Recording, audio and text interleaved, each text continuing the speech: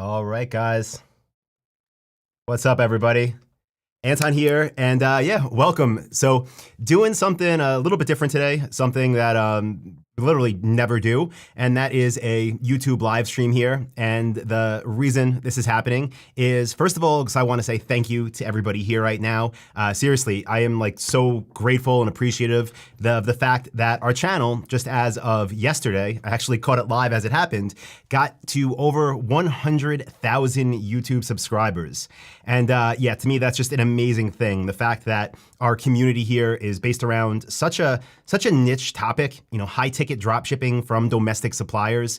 The fact that over 100,000 people from all around the globe have not only tuned in to the trainings I put out here and the updates I put out here, but the fact that that many people actually hit the subscribe button, again, that just blows me away. And it's just, to visualize it, it's like stadiums and stadiums full of people. So just wanted to kick this off by letting everybody know here that I really do appreciate it. I appreciate you watching the videos. I appreciate the thumbs up you give. I appreciate the comments you leave. I appreciate the feedback you give, because that gives me ideas for future videos and sometimes even tightening up explanations I have for different topics. Because if there's confusion, then I know, okay, let me make a video with this slant or add in this piece of information to hopefully keep everything totally clear and get people the best results possible. And as you probably know, the results that we want for everybody that's part of the dropship lifestyle community is to build a highly profitable semi-automated store. So again, just wanted to kick it off by saying thank you. And what I want to do with our time here together today, and I don't know how long we'll go. I want to get all your questions answered, so that's the goal. But what I want to do is just go straight to the YouTube chat. This is only streaming on YouTube now, and try to answer as many questions as possible, again, with the goal of helping you build a highly profitable semi-automated store. And nothing held back, okay? So if it's a question on niche selection or supplier sourcing or web design or traffic or optimizing for conversions or outsourcing and automation, ask away. And again, I will do my best to get them answered. So let me make some space over here on my screen right now. And I set this up in a pretty cool way. I'm using a newer software to me that allows me to do different things. Like I can, for example, share my screen. So if I want to pull up any websites for resources as we go through this, or if I even want to share my digital whiteboard here, the iPad, I could do that too. So hopefully I can, really dive in and give you guys some value here today. So again, for everyone that just hopped on, just wanted to say thank you. I appreciate you, and let's kick off this Q&A. Also, I'm just going to quickly mention this. If you're tuning in here and you're not subscribed to the YouTube channel, I would appreciate to have you join us. There'll be a link in the description here. If you click it, it should just say, do you want to subscribe to Dropship Lifestyle? Click yes, you'll be good to go. Also, there's a second link down there, and that one is for a free training webinar. That's like 3.5 hours of straight value on our business model. So both links in the description. All right, so with that said, let me jump up here to the Q&A and start at the top. So we have Nix here, just says, hello, bro. Hello to you. Hope you are doing well. Thanks for being here. First of all, congrats on the 100K. Thank you. Yeah. Again, it's crazy to think about how many people, like it's a number on the screen, but to think about how many humans that is that took the time not just to watch a video, but to click that button, it means a lot. I appreciate it. And something I'm super grateful for. Mark just says, congrats on 100K. Well deserved. Thank you, Mark. Happy to have you here and appreciate you saying that.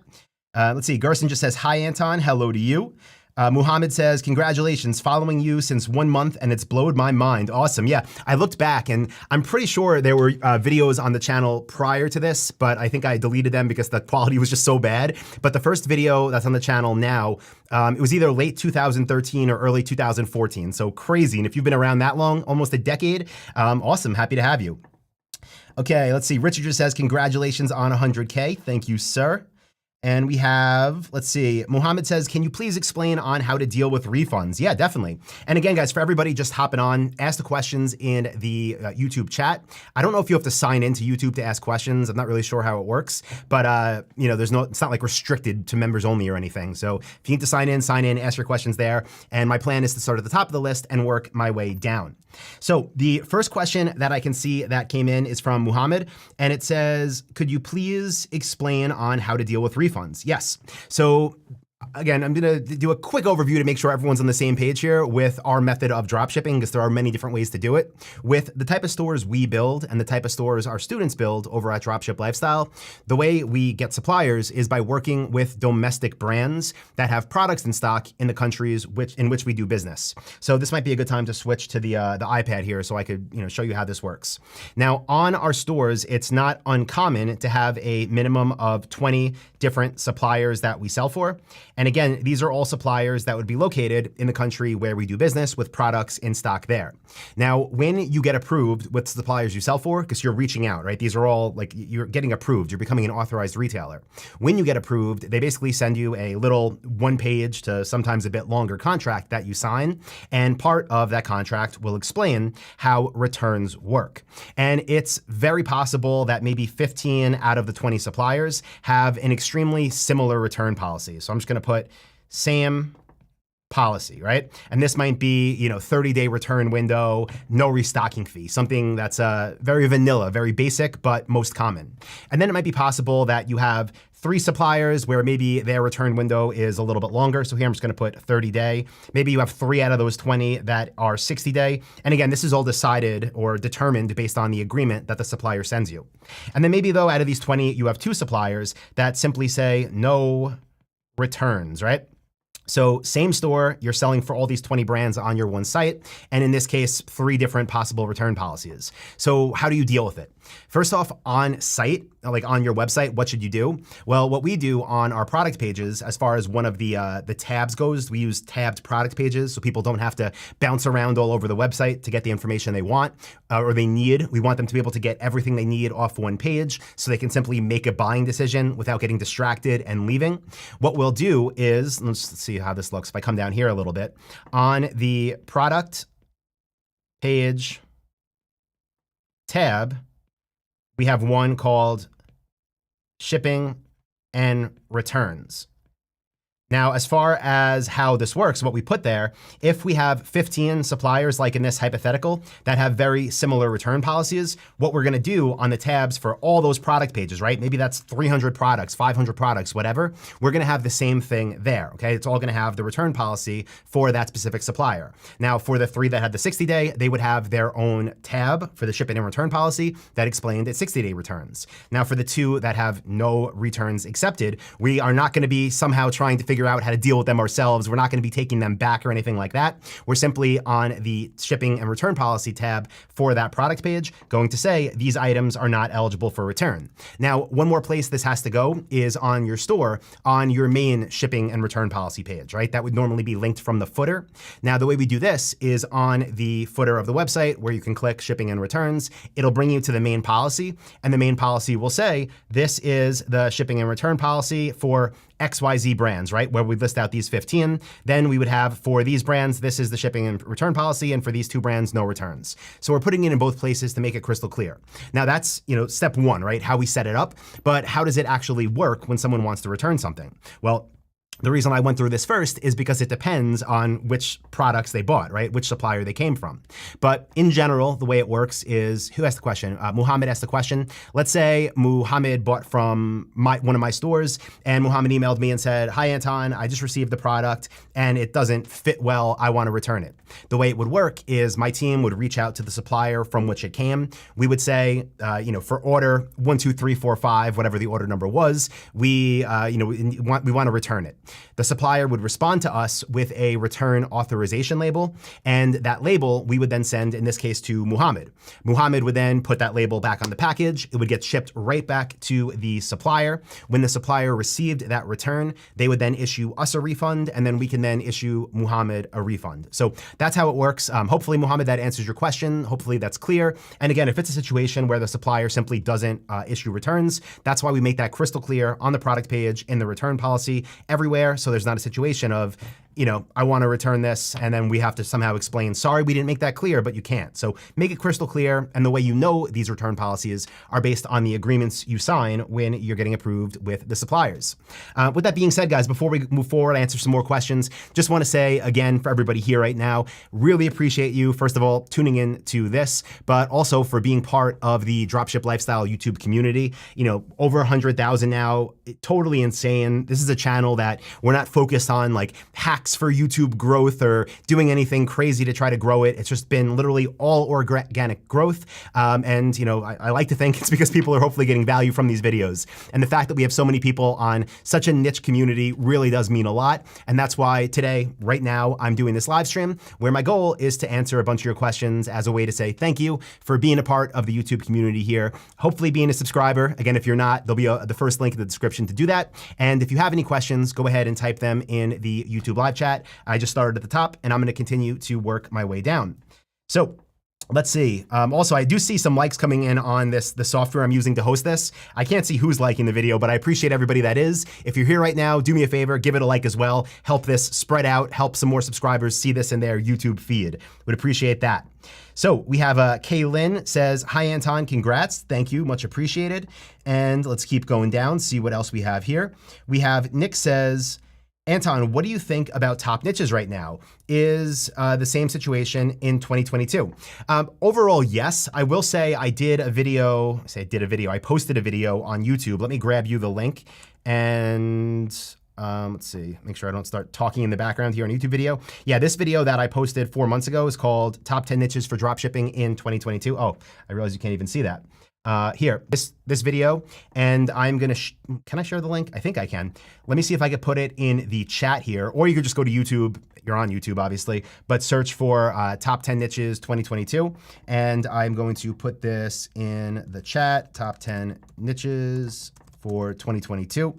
And if you watch that one, obviously it's good because I give the niche ideas, but another benefit to that video is I explain the thought process and how things, they're not drastically different by any means, but I do explain how, you know, there's certain things I'm looking at more now than in the past because the world is different. It's not due to saturation. It's due more to the realities of, first of all, you know, COVID being something that lasted 2 years, and the fact that supply chain issues have been a thing. I'm gonna knock on wood. I do see them kind of easing as we move into Q2 and definitely Q3 of this year, but check out that video I just linked in chat. Okay, let's see what else we have here. I'm gonna scroll up. What do you think about the gun safe niche? So I'll tell you, I personally myself have never actually researched it, right? Like I haven't like dove deep into it as deep as I would if I was gonna build a gun safe store. But one thing that I've followed extremely closely since I learned that e-commerce stores could be sold are different brokerage websites where every type of online business gets sold. And one thing I've noticed is I've seen multiple gun safe stores sell for well into the 7-figure range. And these are stores that drop ship gun safes, which means they're making, you know, most likely, let's see, you know, 100K plus a month in net profit. So doesn't mean you're gonna sell gun safes and do 100K plus a month in net profit, but there is definitely a market there. And based on that alone, it's something I would consider looking into if you still need a niche. Let's see, Daniel just says, hi Anton. Hello Daniel, hope you are doing well. Thanks for being here. Pratik says, congrats Anton, been following you since 2015. We even played volleyball together in Mexico, if you remember. I do. Just wanted to congratulate you. That is awesome. Yeah, it's funny, I have like, you know, all these folders on my computer of past retreats, dropship lifestyle retreats, and volleyball is like a recurring thing whenever it's anywhere tropical. So I'm trying to get in Lisbon this year in Portugal to get some volleyball set up on the beach right outside of where we're doing the retreat this year. And hopefully Pratik, you'll be there and we'll play again. I haven't played in a while, but I'm not bad, but that's awesome, man. And thank you, I appreciate that. And 7 years, that's awesome. Happy to have you here today. Let's see. Manuel says, hey Anton, big fan. Thank you, appreciate you. He says, would you recommend a niche down store like gym equipment, or would you say I'm fine selling sporting goods like gym equipment, kayaks, basketball hoops, etc.? So Manuel, the shortest answer I can give you, or hopefully the clearest, is you always want to get as niche specific as possible, as long as your niche can meet all the criteria that we look for. So is there enough demand for the sub niche? Let's just say the home gym equipment you listed. Is there enough demand? Are there enough suppliers, right? Can you find at least 20 brands and at least 100 products? Is it seasonal or not? If it's not seasonal, you're good to go. You know, basically you want it to pass all our normal criteria. Is the price point right? Does it appeal to the upper middle class? And if all those things can be true and you could be niched down more, then that's always going to be better because you're going to have a higher conversion rate. So let me switch back over here for a second. Almost lost my Apple pen pencil thing already. But the reason this is so important and the reason we want to be as niche as possible, and some people just think like, let me just mix in some other stuff, more products, that's better. The reason we want to be more niche down is because our conversion rates are simply higher. So let's just say, for example, you have 100 visits, and I'm talking about 100, let's do it like this, 100 unique visits. Excuse me, I'm getting over something. I was sick all weekend, but I'm good now. Hope so, at least. Let's say you have 100 unique visits per day going to your store, and these are from Google shopping campaigns that are, they're super optimized, super tight. All your keywords are perfect, your bids are perfect, and you're getting 100 unique visits a day. If these 100 visits are going to what I call niche store, what we see is about a 2.5% conversion rate. What that means is for every 100 visitors, excuse me, you should have, I gotta start using my mute button over here when I do that. You should have about 2.5 sales for every 100 qualified visitors. Now, on the other hand, if you build what I would refer to as more of a general store, the conversion rate will most likely be somewhere near 1.5%. Hopefully I muted that one in time. But looking at these numbers, let's say you do what we do at dropshiplifestyle.com and what we teach in the Dropship Blueprint, and you have an average order value of about $1,000. Well, in this scenario, you could literally do an extra $1,000 in revenue a day simply because you had a niche specific store. So hopefully that makes sense and shows why. Again, assuming that niche meets all of the criteria that we look for.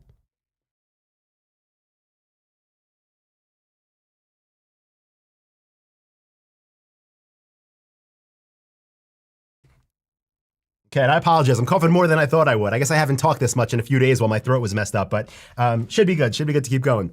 So Muhammad says, can you please share one of your stores that's making sales? So Muhammad, I don't share my own stores because we do build them and sell them. And it would lower the value if I was going to list it on a marketplace and say, this is our store, and then everyone in the world knew it. What I will do is share a link to one of our stores built on the new theme. Let me pull that up here. Give me 1 second.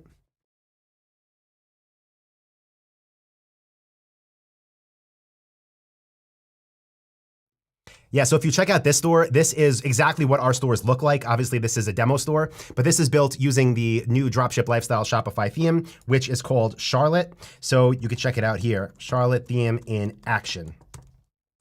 And that'll just give you a really good idea of literally exactly how we build our stores, the elements that are included, and the quality of work that goes in. This was built by the same team, my team that builds my stores. It was built as an example to show Dropship Lifestyle members. So you get to see it here today as well. All right, let's hop back in here and see what we have next. Okay, I lost my spot because a lot of questions are coming in, which is good, but let me scroll back up here. Mike says, hi, Anton, in the Dropship Blueprint, any insight white glove delivery for your store? Have you ever offered white glove delivery as part of free shipping on any of your stores or for an extra fee? Mike, yes and yes. So we've offered it for free before, and we've offered it for extra before. Now, the way I recommend you make this decision is based on what your profit margins are, what white glove shipping would cost for the type of products you sell, and if you think that would be enough of a needle mover if you offered it for free to basically take all of your competitors' sales and have everyone choose your store. For example, if white glove delivery for your niche is an extra, let's say $100, $150 per order, but your profit margin per sale is $700, $800, then all day offer that for free, show it off on your product page, say you're the only store that offers it in your niche for free, show that it includes the products being brought inside, unboxed, assembled, the box is being removed, show that all off, it's included for free, and your conversion rate will skyrocket.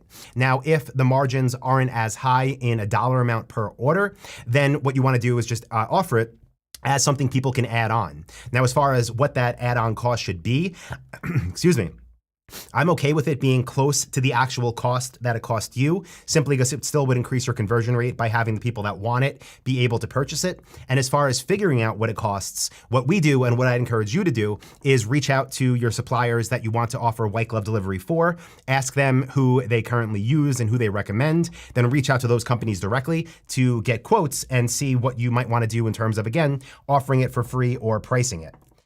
Okay, let's see. Okay, so Mike, hopefully that answered your question. Trifectio says, hi Anton, I was wondering how can I connect with suppliers for a specific category? The process, that is. So in short, what we do is reverse engineer what I call our future competitors. These are the stores out there that are already selling what we want to sell. And we find them by simply going to Google, typing in the niche that we were thinking about getting into. And then we make sure those stores are online only. So they have no showrooms, they have no physical address, they have no warehouse. Then we look for what brands they sell for. And then we reach out to those brands to get approved, to be able to become authorized retailers and sell their products. And I'm not sure, I don't know your actual name, but if you are a member of Dropship Lifestyle, go to Module 4 of the Dropship Blueprint, because that's where I give the actual scripts that we use when contacting these suppliers. Again, that's in Module 4 of the Blueprint. So Eric says, is there going to be a retreat this year? So Eric, this is something that my team is asking me every day. This is something my wife was asking me this morning, because in order to have the retreat, obviously we do have everything booked. We do have everything booked because the retreat was supposed to happen 2 years ago now, and then COVID, and then Delta, and now, this year. We haven't announced the dates yet for this year because honestly, I have like trauma from the past 2 years of getting so close and having to reschedule it. It looks good. Chances look good. Again, we haven't put out the dates yet. It will be in Lisbon. It's going to be same location in Portugal. Everything's been paid for over 2 years now, as far as from our end to book everything. So things look really good. I would say keep your eye, if you're a member of Dropship Lifestyle, which I'm assuming you are if you asked this, keep an eye on the Facebook group and on your inbox, because I'll be emailing it out within the next month, and that's when we make that final decision. But currently, things do look very good. Again, knock on wood, but we're looking good. Okay, let's see. Brenda says, good afternoon, all. Been following Anton for a while, awesome, and been thinking about learning how to do drop shipping, but would need help when it comes to technology, not good at it, and want to try this. Any help? So Brenda, the first thing I would say, in my program, and I don't, this isn't like a pitch fest or anything like that, but in my program, the Dropship Blueprint, let me just share this quickly so you could see how detailed we go into the training. And I'm sure anyone here that's a member of Dropship Lifestyle can attest to this. But in the Dropship Blueprint here in the members area, I'm just going to scroll down to Module 3, because Module 3 right here is where we cover web design. In this lesson, in this module, there's, like 13 or 14 video lessons that are screen shares going step by step on how to do the tech stuff.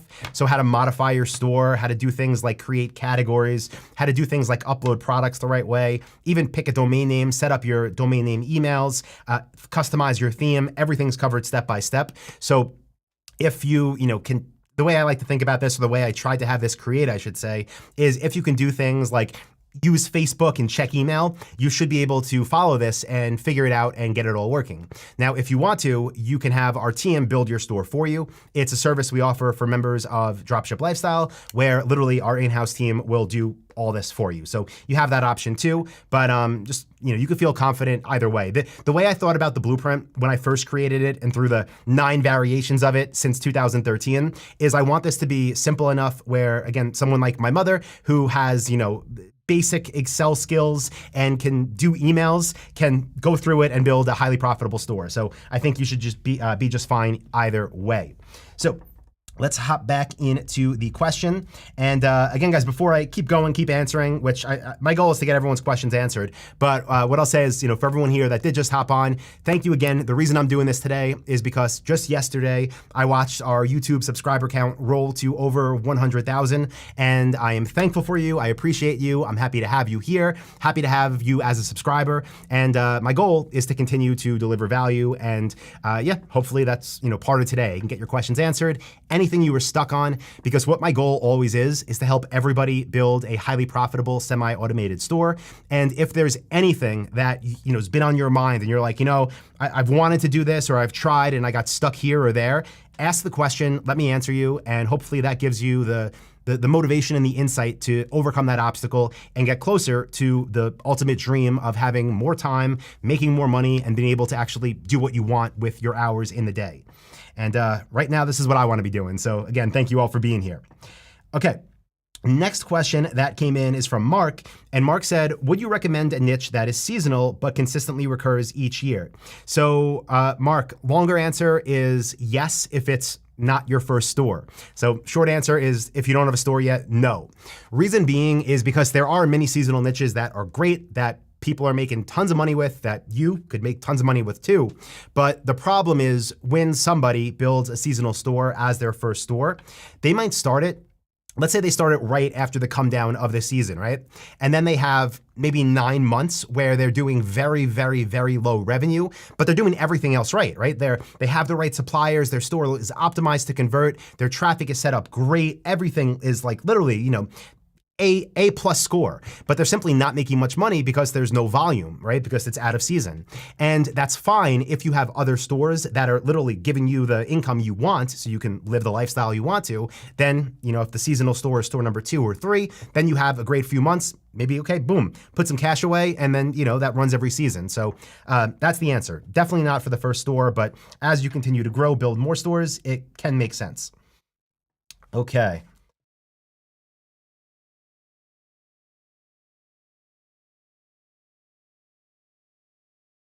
I promise it's not COVID, but I think it's allergies. I've been outside doing a bunch of stuff around my house because it's been nice out, and played golf last week too. So I think I just have allergies, but I'll keep using that mute button so I don't disgust everybody here when I'm coughing. Next question though, Nix, I guess this is a clarification, says, I was referring to that video, so the top 10 of 2022. Would you change any of the niches or would you add any? No, so the reason those are all there is because I did the research with the mindset of here's what I'm gonna focus more on moving into this year. So they are all great. Like I do say in that video, anybody can pick any of them and build a profitable store, but the real goal of those top 10 videos is more so to give you the framework, right? Okay, this is what makes a good niche. These are the numbers I'm looking for. Then showing you me actually finding those numbers. And from there, I would say, pick one if you want to, but you're probably better off if you brainstorm a few of your own and match the numbers that I show you in that video and then build it yourself. And the only reason I say that is because in the Dropship Blueprint, right, in our training program, when I'm talking about niche selection here in module 1, I give a few different examples, but one of them that I give is chandeliers, right? And I show how I'm doing research for chandeliers. I'm showing different criteria it meets. And I've used that example as one of the ones that I give since Dropship Lifestyle first launched in 2013. And I can't even tell you, and I say in the video, like, listen, don't build a chandelier store, right? I'm doing this because I'm just showing you how to check numbers. Pick something else.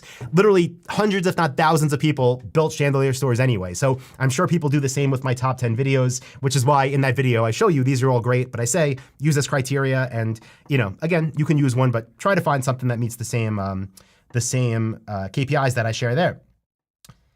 Okay, let's see. Next question that came in is from Bello Home, and it says, I'm curious about advertising with higher profit dropshipping, like furniture, for example. Sure, so let's see if there's a follow. Okay, so furniture, beds, desk, the FB ads work like that. Yes, but in a specific way. So let's go back to our,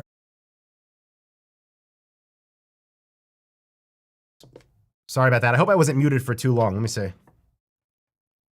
I think I was good. Okay. Where was I? Yeah. So do Facebook ads work with something like furniture? So short answer is yes, but how they work is like this. So here, and then I think, is that you that asked this question too? You said Murphy beds. Yeah, Murphy beds. Okay, so again, I've never researched Murphy beds, so I can't give you a definitive yes or no. I would put them through the tests that I put all of our niches through. By the way, I give you 4 of those tests, like in detail, show how to do it at dropshipwebinar.com. So if anyone wants to go there after this live stream, dropshipwebinar.com, I show you how to do some of this research there. But here's where Facebook ads come into play, right? In the beginning, when you first launch your store, I got to put this in focus mode. Getting text messages. I want to share that. When you first launch your store, what you want to do is rely primarily on Google shopping ads, and you want to use what I refer to and what I teach as the alpha beta campaign structure. And these ads are running to the product pages on your store. And this is where you want 90% of your advertising budget going to.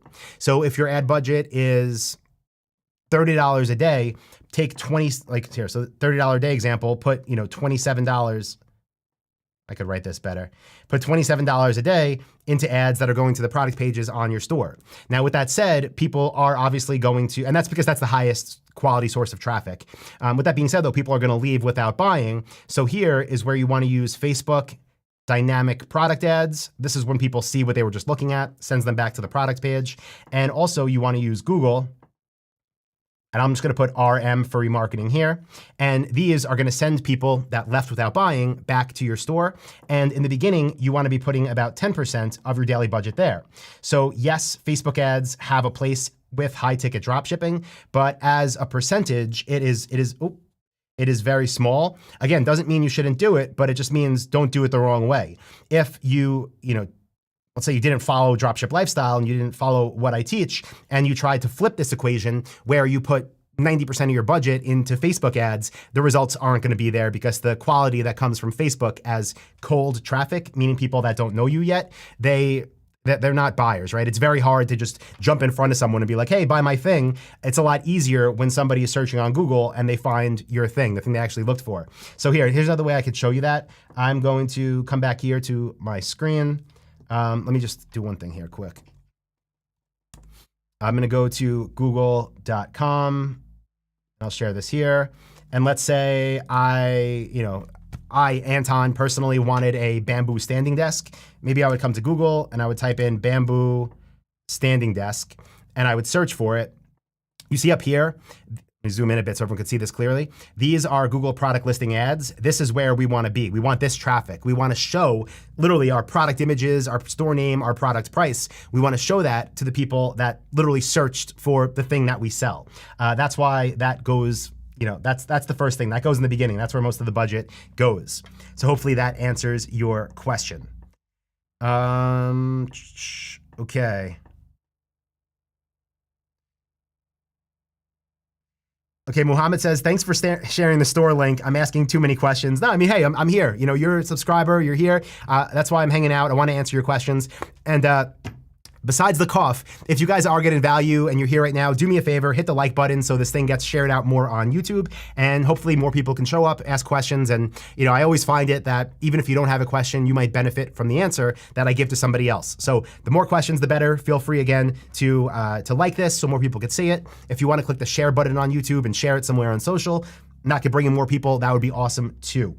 So let's see. This question says, though, I'm asking, as I read that, what about domain names? For each niche that you shared in the PDF file, should we buy a domain name that sounds like our niche? So two different approaches to this.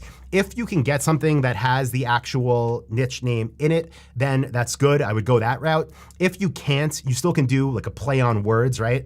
And have it alluded to, something like that. An example of how you would try to get the niche name in the domain name, I'll just say off the top of my head was, let's say, Muhammad, you decided you want to sell horse saddles. And these might be sites already. I'm just going off the top of my head here. But maybe you do something like Horse Saddle Store or Horse Saddles Plus or Horse Saddles Max or allhorsesaddles.com. So something like that, right? A couple other just quick points on domain names. Always a .com, nothing else. Don't buy a domain name that somebody else already has and is squatting on and trying to sell for a bunch of money. It's not worth it. Just find something else and don't use hyphens or anything like that. And don't make it too long where no one's going to remember it. Okay, so let's see. Okay, Simeon says, Hi, Anton. I've done everything I can. I hired 2 marketing agencies and coaching. After 20 months, I'm struggling for a 1% conversion rate. I've spent a lot and more than 50 conversions. So couple things I'll give you here that hopefully will be helpful. First of all, if you still are using an agency, I'm not sure if you are, I wouldn't do that. Like I recommend in the blueprints, when it comes to ads, if you're ever going to outsource that, it should be one of the final things to outsource because you want to see what your store can do when it's following everything to a T from the blueprint. And when you go with an agency, even if they say, yeah, we do what, Dropship Lifestyle does, you have to rely on them to do it all correctly amongst all the stores they manage campaigns for. So I'm not a fan of outsourcing paid traffic, especially because once it's up and running, it's something you can spend 15 to 30 minutes looking into and auditing every week or 2 weeks to make sure everything's running smooth. So that's just the first point. If you're not doing it yourself currently, I would do it yourself, get it working as per the blueprint, and then scale it from there. If you eventually want to outsource, have someone manage it, then that's when it could make sense. Now, as far as the conversion rate, one thing that I just want to be crystal clear on is the conversion rates that we're looking at when you go into Shopify Analytics or just Google Analytics on the main view and it shows you your e-commerce conversion rate. That's not the number I'm referring to when I say 2.5%, because that number is a mix of everybody that came to your store, right? And that is people that have come back multiple times. That is people that might have found you through searches that aren't that related to what you sell, possibly even free organic searches, even through Google product listings, the free ones, not the paid ones. So that number can be deceiving because again, it's blended everything together. So when I'm looking for the 2.5, that's what I'm looking at the targeted traffic channels. That's what I'm looking at the actual Google Shopping campaigns and the Facebook remarketing. So I would focus on that. Beyond that, once you're doing it yourself and once you have that data, you know where to look, then what you want to do is look at where you do have that 2.5% conversion rate. So literally look at your alpha, look at your beta, look into it at the actual products, see which products you have that conversion rate on, see which ones you don't, and then look for room for improvement on the ones where you don't have it. What can you do to bump it up? Is that optimizations to your product pages? Is that altering your bids? Those are the things you want to look at to be able to bump it up, right? So it's not going to happen, when everything's first uploaded, but those are the things that we're looking at and optimizing for to get to that number. So hopefully that does help. But any further questions, please let me know and I will answer. So I see there's a second part of that question. It says, please, when I switch to Smart Shopping campaign, should I keep alpha and beta structure? So again, if you're not currently hitting the conversion rate, then I wouldn't switch to Smart yet.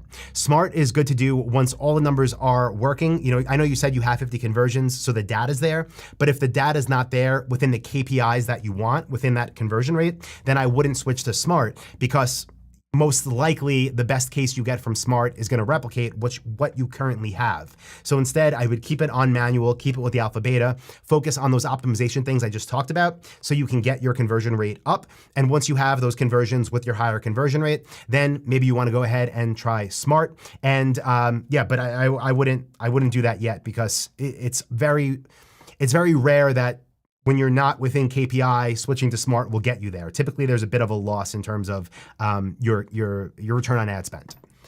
Okay, so next question says, Anton, what do you think about the Ukraine-Russia war? How badly will it affect opening and sales at this point? Not related to e-commerce. I think it's a joke that something like that is even happening in 2022, and hopefully it ends as peacefully as it can, as soon as it can. Unfortunately, it doesn't look like that's where we're going. At this point, I don't foresee it affecting anything with our businesses.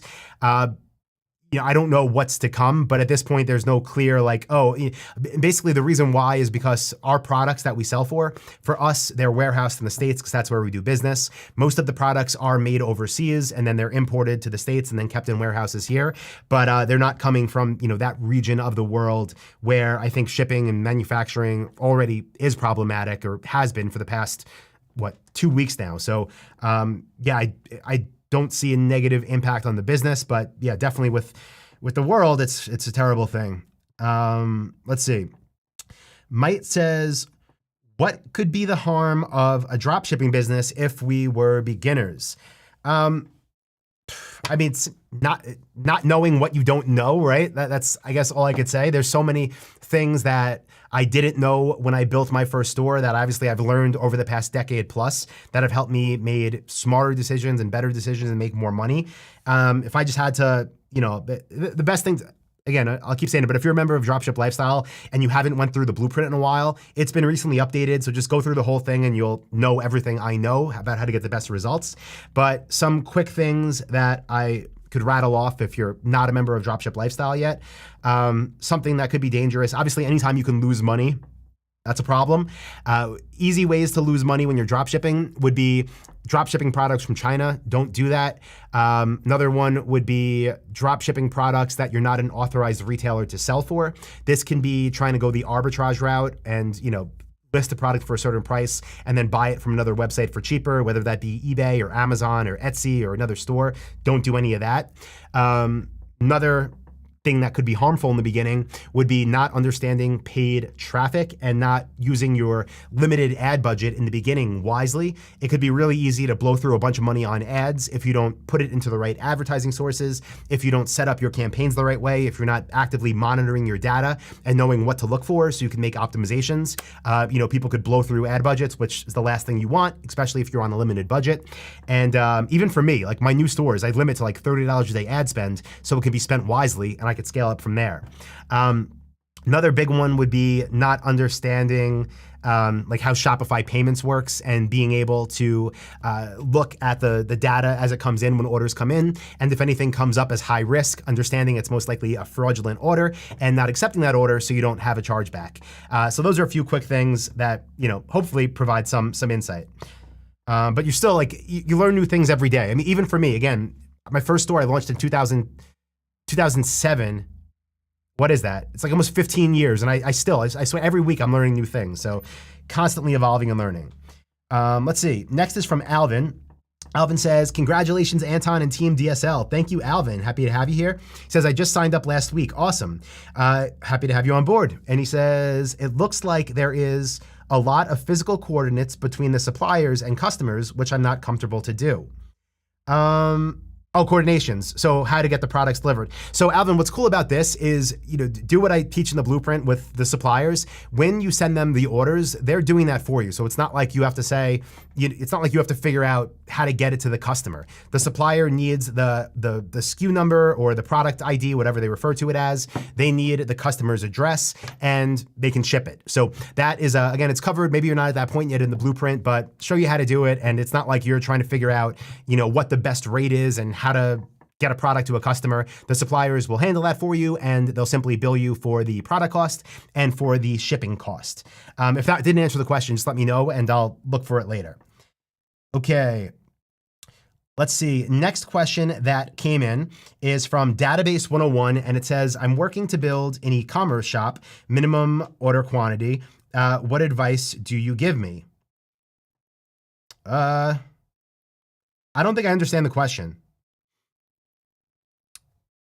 With maybe this answers it, I'm not sure. But if you're just looking to work with suppliers that have a minimum order quantity, just do what I teach on this YouTube channel and what I've taught in the Dropship Blueprint for years now, which is work for suppliers that don't have any minimum order quantity because literally they're drop shipping. So you send them an order, you get charged for that order, they ship that order to your customer. So the way it works is customer buys from you, money goes to your bank account, you place order with supplier charges you, supplier ships that item to your customer. So there's no laying out money or anything like that, if that's what you're asking.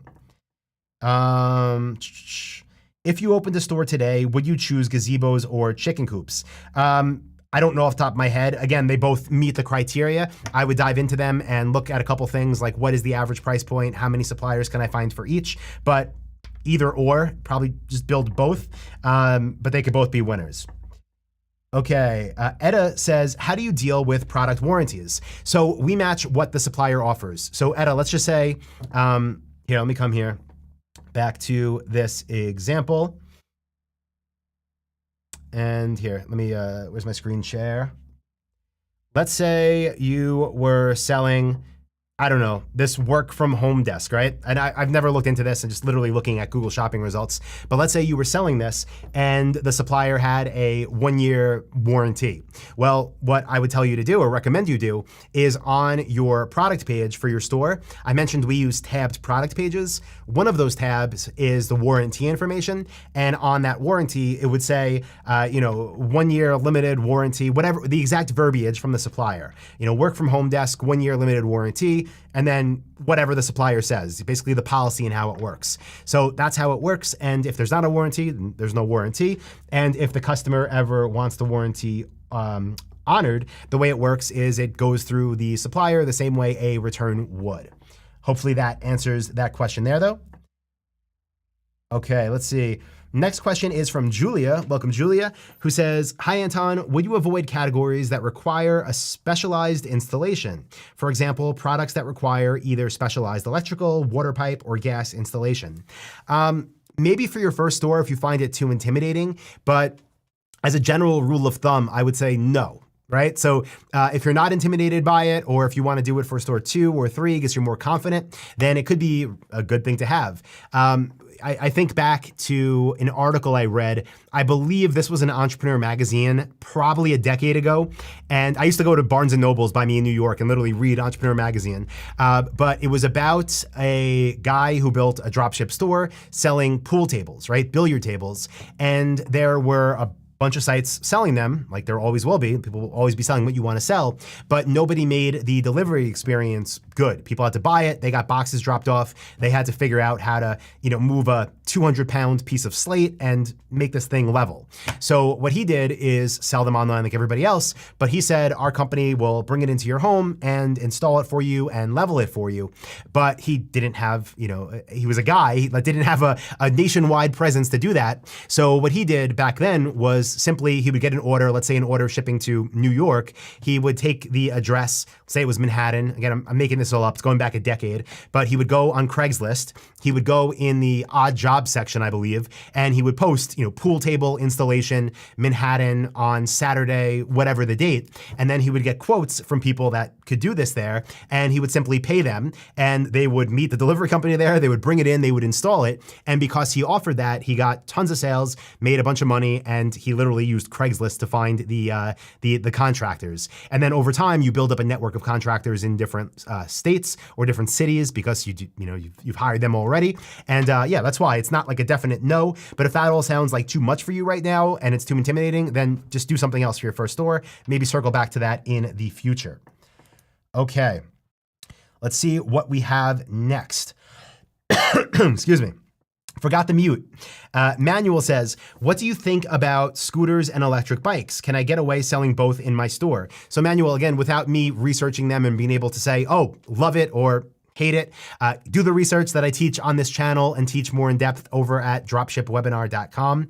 But what I would say about selling both on your store, this kind of goes back to the question that I answered earlier for somebody else. Whereas if all of the niche criteria is met by a sub niche, then you're better off going for that because you'll have that higher conversion rate. So here, switching back to this screen here, let's just envision here that niche store was electric scooters and general store was electric scooters and electric bikes, right? If you can be more niche specific while having all the criteria that we look for being met, then you're better off being more niche specific because you'll have those higher conversion rates. You'll have more sales off your traffic and your store will be more profitable. You'll have a better return on ad spend. Okay, let's see. Megan, oh, what's up, Megan? Good to see you here. Megan's been on a bunch of retreats in the past. She says, what's going on with the DSL Portugal retreat? So I'm not sure if you asked this before I talked about it or after, but yeah, my wife, Tao, she plans all the retreats and does all the coordination, was asking me about it this morning. We haven't announced the dates yet or anything, but what I said earlier is things are looking very good. I'm gonna knock on wood. Besides a war that's not too far away, things are looking very good in terms of obviously, COVID and restrictions and things like that. So look for an update within the next month and, definitive details coming to your inbox and in the Dropship Lifestyle Facebook group. But yeah, Megan, hope you're doing well. Good to hear from you. Let's see. Vaughn says, great job. Thank you. Happy to have you here. Let's see. Muhammad says, what's the best time for support? If we hire someone for support, then what should be the timing of that person and how should we pay for our services? So depends where you do business, right? In general, the more support you can have, the better. If your live chats and your emails basically come in normal business hours. Maybe that's 9 a.m. to 5 p.m. Monday through Friday. Then get somebody 9 a.m. through 5 p.m. Monday through Friday. As you grow and as you see more inquiries coming in from maybe 5 p.m. through 1 a.m. or 2 a.m., then maybe you want to add on that second person, because instant responses can often equate to sales. So for most of our businesses, we have round-the-clock support, and even if the person only gets 2 or 3 inquiries, it's worth it, because if they respond in a timely manner, that could be an extra closed sale in one night that pays for their monthly salary in terms of profit. Now, as far as what you should pay, it depends how much experience you're looking for and whatnot. I'll tell you, for our service teams, customer service teams, we hire from onlinejobs.ph. So if you want to check that out, onlinejobs.ph, we have found some truly amazing people that have been with our company for years and years and years and years. Okay, let's see. Julia says, we have 4 finalist product categories. Awesome. They all pass the DSL requirements, but we're having a hard time on choosing the finalist. Any tips on how to select the final one that's not just throwing dice? So, couple quick things, Julia. Again, like all things being equal, with those 4 that I would encourage you to look at. The first would be the average price point. I'm personally a fan of moving up in terms of price, right? So if one of them is, let's say like 3 of them average around $500, but one of them is around $1,500, I personally would go towards the more expensive one. Even though, again, they could all be amazing stores, that's what I would do. And on top of that, if one of them has a lot more suppliers, that's not a bad thing in the current climate with supply chains. So more suppliers, higher price point. If you're looking to pick one out of the 4, that would be a good starting point. Also, I'll just let you know, you're probably aware of this already, but here, let me go to this. In the members area in the blueprint, if you get those 4 down to, let's say, 2, and you want our feedback, outside of just the criteria we look for, then go into your members area in the blueprint, click here where it says get your niche verified. And if you submit your top 2, we'll give you our feedback, not just based on the numbers, but based on our decade plus of researching different niches and, adding in some feedback that we might see that the numbers don't just specifically speak for. So check that out. You have it unlocked in your members area. Okay, let's keep moving on. Muhammad says, you're the first one that I liked. Dropshipping gurus on YouTube just make a fool and don't provide value. Yeah, I don't really watch the other channels because I don't find it helpful. But yeah, I'm happy you're here. And I'm happy everyone's here. Again, for everybody that hopped on late, I know we've been going for, how long now? Almost an hour. And we're going to keep going. Again, my goal is to get all these questions answered. So not over, but I'll just say, my goal with this channel it never was to have 100,000 subscribers. It's not to have 1 million subscribers. That doesn't actually matter in terms of what I look at, but the goal is to put out videos and put out content that will help everybody build a highly profitable semi-automated store. And I'll also say one way that I do get ideas for videos beyond what I'm just experiencing day to day is looking at comments and looking at, literally what you guys are saying on our videos and community posts and thinking, do I have anything that I could say that would be beneficial and hopefully help people overcome problems. So I would encourage everybody here, again, because this is a Q&A, I'm going to answer your questions, but I'll tell you what I'll probably do is also look back later at the Q&A and maybe even pull some ideas that you got, questions that you guys asked and turn them into future YouTube videos where I can maybe go deeper, or if any more thoughts pop up, I can share that in video format. So again, thank you all for being here. 100K is a big number. Appreciate you all, and let's keep this going. So let's see what we have next. Next question says, PayPal blocks the account if we dropship and get refunds. Any words about PayPal or alternative payment methods? Yeah, so PayPal, I'm gonna knock on wood. I'm gonna say they used to be a lot worse than they are now. Not to say problems don't arise, but from what I've seen, they've been much more responsive to resolutions, where in the past, they would block accounts and they're like, yeah, you're banned for life. Oh no, we're not gonna respond to you. Yeah, you're banned for life, that's it. Now it at least seems like if there is a flag, they'll work with you to get your account back. With that being said, PayPal should always be a secondary option at best. My advice is if you're selling on Shopify, which I recommend, accept payments via Shopify Payments. That covers all credit cards and debit cards and Apple Pay and Google Pay. Then in addition to that, you can have PayPal as an option for the people that just always want to use PayPal, because having it as an option does increase conversion rates. And then, if you want to go even beyond that, you can accept Amazon Pay. You can accept crypto if you want to, depending on your niche. But yeah, don't have it as your main source of, don't have it as your only way people could pay you. And when people do pay via PayPal, make sure when you get a tracking number that is updated in PayPal system sooner rather than later, especially in the beginning, so those red flags don't pop up on PayPal's radar. Okay. Alvin says, when creating a new store, will we only have a specific niche or multiple related products? 20 suppliers per product or per niche. Alvin, so it's 20 suppliers per niche. So again, if I was going to build a stand-up desk store, I would want to find at least 20 brands that I could sell for. Again, knowing that on day one, I'm not going to get approved to sell for 20 stand-up desk companies. I'm not going to be approved to be an authorized retailer. Maybe I get 10 on day one, then over the next 3, 6, 12 months, as I build up a reputation for my store, I get approved with the rest. So it's per niche and one niche per store, as long as that niche meets all of the criteria from module 1 here of the blueprint, and of course module 2 in market research. So are the price points where you need them to be? Are the margins high enough? You get that from this lesson. Is there enough niche demand? Is it evergreen? Does it appeal to the upper middle class? Is there brand loyalty already? Does it pass the dropship friendly test? Can you find enough future competitors when following this lesson? And so on, right? How much competition is too much competition? Go through all those and keep it as niche specific as you can, as long as those criteria are still met. Okay, let's see what we have next here. Pratik says, what's the best keyword tool you trust? So it depends what I'm using it for. If it's for SEO, then I use ahrefs.com. So I think it's pretty expensive. I also think they have a free trial though, I'm not sure. But for SEO purposes, and you don't need this from day one, just so everyone knows, don't think, oh, Anton just talked about this company, so I'm gonna build a dropship store, I need to go sign up for this. Like, you don't. But ahrefs.com is really good for more advanced keyword research and tracking your own SEO rankings. So for that is what I recommend.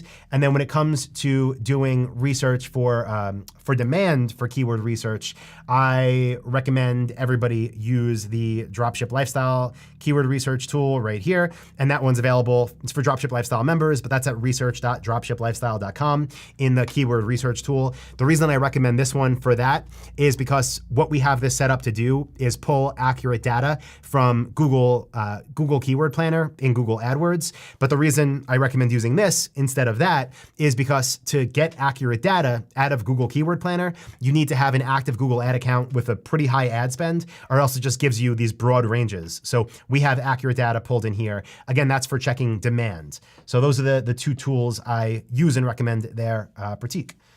Okay, let's see. Megan says, totally missed the initial retreat update earlier. Thank you. Looking forward to it. PSA, the retreats are awesome. If you haven't experienced one, make sure to sign up. Yeah, 100%. I really do miss it myself, Like I'm in the same boat as everybody else. I'm sitting around like, I miss it. And Megan, I don't know if you were here earlier, but we're talking about bringing volleyball back. So we're trying to get that set up on the beach in front of the hotel in Lisbon. Yeah, and no worries if you missed it. I know I talk fast. We're covering a lot. Let's see, what else do we have here? Nathaniel says, congrats on the 100K. Thanks for the great free content. Awesome, you are welcome, and I appreciate that. Muhammad says, should we give the option for installments? So I'm assuming what you're referring to here is giving your customers the ability to pay over time. And if you're doing high ticket dropshipping like we do and like we teach at Dropship Lifestyle, then the answer is yes.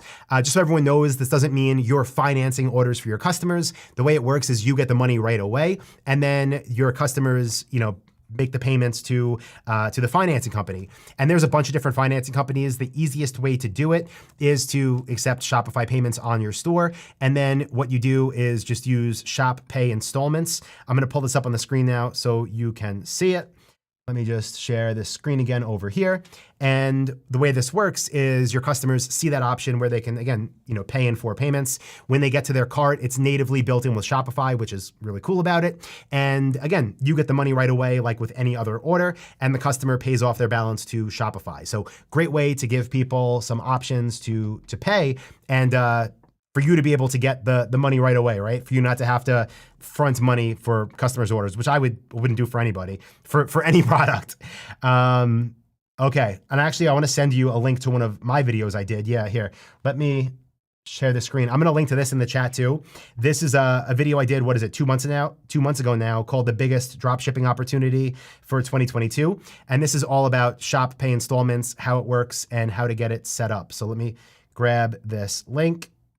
Thank you to everybody who's watched this one in the past too and set it up, liked it. Cool, so that's the link in the chat for that one.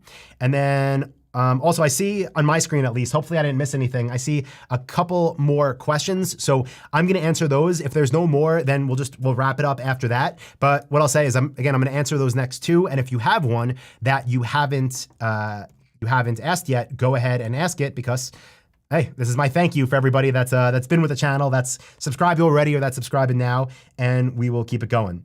So Julia, okay, so this is actually the last one. The other ones were just comments. So Julia says, thanks for the answers. On categories with specialized installation, is it realistic to tell the customers that we only sell the products, but that the actual installation is their responsibility? Julia, 100% yes. So I think I give a somewhat related, not as technical as you need electric and gas installed, but I think I give an example in regards to, what's the niche?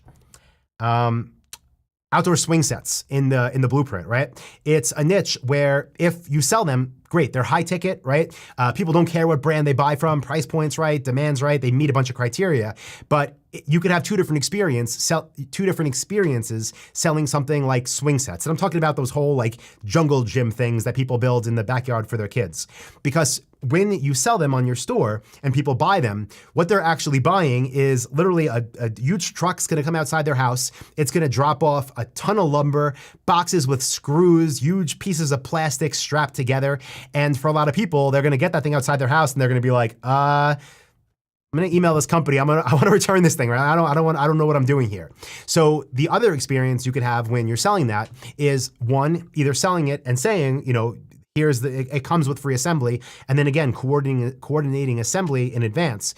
The other thing you could do is sell it just like that, but make it extremely clear on your product page, right by the add to cart button, that this is what the product looks like when it's delivered. Here are the assembly instructions that you get. Here are our recommended providers for assembly in, you know, different areas throughout the country, right? So totally fine to sell it, again, even if you don't offer that assembly, but make it crystal clear to the customer before that thing arrives so that they know exactly what they're getting, and so it doesn't lead to either angry customers or a heightened return rate. Okay, so I just see one more question, which I did answer in one way before, but see, so the final one I think we'll take, guys, again, unless anything else comes through before that. And I'll just say before I answer this one and I think wrap it up, unless any more comes through, is I am going to post this link in the chat too for anyone that's here that's not a member of Dropship Lifestyle. You guys know I love sharing this because this is where I literally spent 3 hours recording a training solely about building dropshipping stores. So you could check that out if you want to after this call. But here, the last question that I see that came in is from Nix, and it says, Anton, what do you think about the Ukraine-Russia war? How badly will it affect opening and sales at this point? So again, at this point, no effect. It doesn't affect our customer base because, and again, this is obviously, you know, obviously I'm skipping the part that it's terrible for everybody, and this is like literally it's a joke this is happening now. But as far as our businesses go, it doesn't affect them because we don't sell to that part of the world. We don't have products from suppliers in that part of the world. Now, does this eventually lead to you know, shipping delays and things like that? I honestly don't see how that happens. If it does, I'll keep everybody updated. But yeah, I don't think that that's what we're looking at. So yeah, with that being said, guys, again, I think that was all the questions. So pretty cool, what, just over an hour. Again, thank you guys for being here. I appreciate you. I'm gonna pull up our YouTube channel just to show it because I love this. See that 100K up there. So very cool, guys. Again, this channel isn't something we focus on YouTube growth for or YouTube subscribers. The fact that just 100,000 people have decided to hit that little bell and notification thing over the years means a lot. Thank you for being here. I do hope that my answers provided you with value. Again, if there's anything else you want to know, this YouTube channel is here because of you, the community. The videos I create are because of questions you ask and things that I see that need to be addressed so more people can have more freedom in their life by building a highly profitable semi-automated store. So don't hesitate to go through our videos, ask questions if you want more clarification, and don't be surprised if future videos come from those ideas. So thank you all again, guys. I appreciate you. Stay healthy, stay safe, and we will talk soon. See you, everybody.